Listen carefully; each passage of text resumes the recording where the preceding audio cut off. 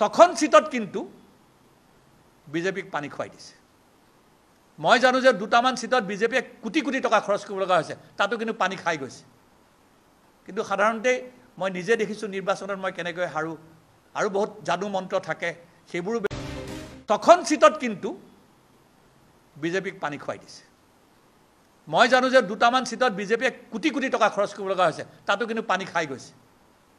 কিন্তু সাধাৰণতে মই নিজে দেখিছোঁ নিৰ্বাচনত মই কেনেকৈ হাৰো আৰু বহুত যাদু মন্ত্ৰ থাকে, সেইবোৰ হঠাৎ অসমৰ ৰাজনীতি তোলপাল কৰি দিলে এজন সাংসদে। হঠাৎ কিয় এনেকুৱা হ'ল অসমৰ ৰাজনীতিত? আপোনালোকৰ বাৰু জানিবলৈ মন নাযায়নে?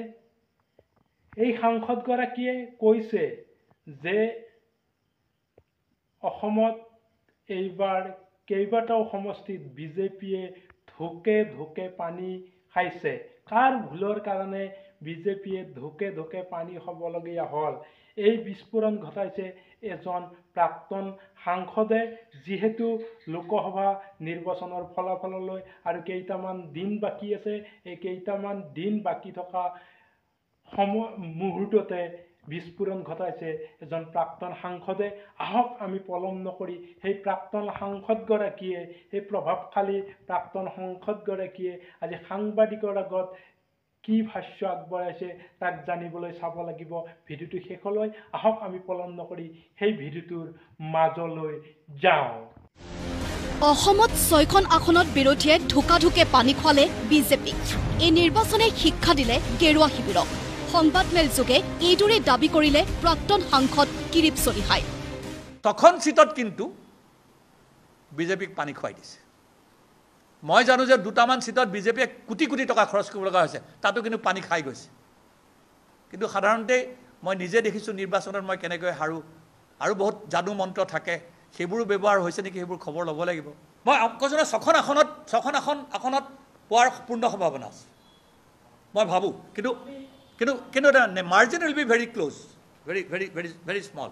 এই নিৰ্বাচনৰ কোন জিকে কোন হাৰাৰ ডাঙৰ কথা নহয়, কিন্তু এই নিৰ্বাচনত যিটো ভোট আহিব বিৰোধী পক্ষৰ প্ৰতি, সেই ভোটে কিন্তু 2026ত এইখন চৰকাৰ থৰক বৰক কৰি দিব, তাত মোৰ কোনো সন্দেহ নাই। অৱশ্যে বিৰোধীৰ মাজত সমন্বয়হীনতাৰ বাবেই বিৰোধী পিছত থাকিব বুলিও সংবাদমেলত সদৰি কৰে প্ৰাক্তন সাংসদগৰাকীয়ে। সমান্তৰালভাৱে ৰাজ্যৰ বৰ্তমানৰ বিৰোধী ঐক্যক লৈ কিছু পৰিমাণে আশাহত কিৰিপ চলিহা।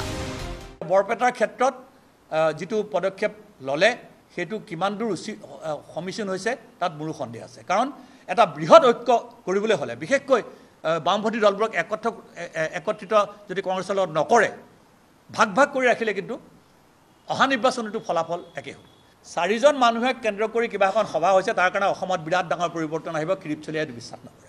তেওঁলোক আটাই মোৰ অতি স্নেহৰ আৰু অতি নমনীয় ব্যক্তি, কিন্তু মই ভাবোঁ যে তেওঁলোকেও এটা বৃহৎ প্ৰক্ৰিয়াৰ মাজেৰে আগবাঢ়িব লাগিব। অকলশৰীয়াকৈ কাম কৰি বাব লৈ একো লাভ নাই। আমি সেইকাৰণেই সমস্ত বিৰোধী দলৰ কথা কৈছোঁ। দেশৰ গণতন্ত্ৰ ৰক্ষাত বৰ্তমান ন্যায়াধীশসকলৰ ভূমিকাক আদৰণি জনাই সংবাদমেলত বিজেপিক সমালোচনা প্ৰাক্তন সাংসদ কিৰিপ চলিহাৰ। যোগদান কৰিলে যে আমাৰ কোৱা হয় যে মানে চাৰ্ফত ধোৱাৰ কথা, ৱাশ্বিং মেচিন চলি থকাৰ ফলত ভাৰতৰ ন্যায় প্ৰক্ৰিয়াটো আৰম্ভণিতে এৰেষ্টৰ প্ৰক্ৰিয়াৰ সময়তে যিটো ৰাইজৰ ভয়ানকভাৱে ব্ৰিটিছনাৰ সন্মুখীন হৈছে, মই ভাবোঁ যে সেইটো এটা গণতন্ত্ৰৰ কাৰণে খুব মৌলিক কথা। আজিৰ তাৰিখত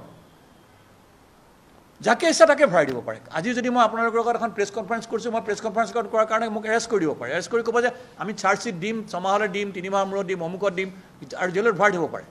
বিজেপিৰ বিৰুদ্ধে সৰব হৈ প্ৰধানমন্ত্ৰী নৰেন্দ্ৰ মোদী আৰু RSSকো আক্ৰমণৰ লক্ষ্য কৰি লয় প্ৰাক্তন সাংসদগৰাকীয়ে। সকলোতে খালি এজন মানুহৰ কথা। দলটোৰ ভিতৰতো কোনো ধৰণৰ গণতন্ত্ৰ নাই, দলৰ কোনো আঁচনি নাই, দলৰ কোনো গেৰাণ্টি নাই। এজন লোকৰ গেৰাণ্টি, এজন মানুহৰ গেৰাণ্টি। সেইজন মানুহৰ বয়স এতিয়া ভাটি দিয়াৰ সময়। তেওঁৰ কোনো নাই বুলি কয়, তেওঁ কৈছে মোৰ কোনো নাই, মোৰ গোটেই দেশখনেই পৰিয়াল। তেওঁ হিন্দু ধৰ্মৰ এজন প্ৰবক্তা।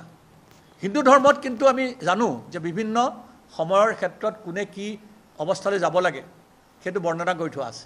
আজিৰ তাৰিখত RSSে এইকাৰণে ভূমিকা ল'ব লাগে যে এটা সাংঘাতিক ধৰণৰ এক চৰকাৰ চলিছে, সাংঘাতিক ধৰণৰ এক দল চলিছে। আজি অসমত আপোনালোকে দেখিছে, অসমত বিজেপি দলত যিবোৰ মানুহে কাম কৰি কৰি আনিলে, তেওঁলোকক কোৱা হয় যে তেওঁলোকে বছৰি 4 দিন 5 দিন কাম কৰিছিলে, আৰু এইটো নতুনকৈ হ'ব বোলে বছৰি 22 ঘণ্টা 20 ঘণ্টা কাম কৰে, গতিকে পুৰণা নতুনৰ কথা নাই। সমান্তৰালভাৱে সমগ্ৰ নিৰ্বাচনী প্ৰক্ৰিয়াত নিৰ্বাচন আয়োগৰ ভূমিকাক লৈও প্ৰশ্ন আৰু সন্দেহ প্ৰাক্তন সাংসদগৰাকীৰ। কেইটামান পৰ্যায়ৰ নিৰ্বাচনত 7 দিনৰ পিছলৈকে ভোটাৰ সংখ্যা প্ৰকাশ হোৱা নাই, আৰু নিৰ্বাচন আয়োগে বোলে লিখিতভাৱে কৈছে যে আমাৰ হাতত কিমান ভোট পৰিছে সেই সংখ্যাটো নাই, সেইটো আমাৰ হাতত নাহে। Then what is this election commission doing? Election কমিশ্যনৰ বিশ্বাসযোগ্যতাৰ ওপৰত সকলোৰে সন্দেহ আহিছে। সংবাদমেলযোগে ৰাজনৈতিক পৰিৱেশ পৰিস্থিতিৰ ওপৰত নিজা মতামত আগবঢ়াই গণতন্ত্ৰ ৰক্ষাৰ বাবে ৰাইজক সজাগ সচেতন হোৱাৰ আহ্বান জনায় জ্যেষ্ঠ ৰাজনৈতিক নেতাগৰাকীয়ে।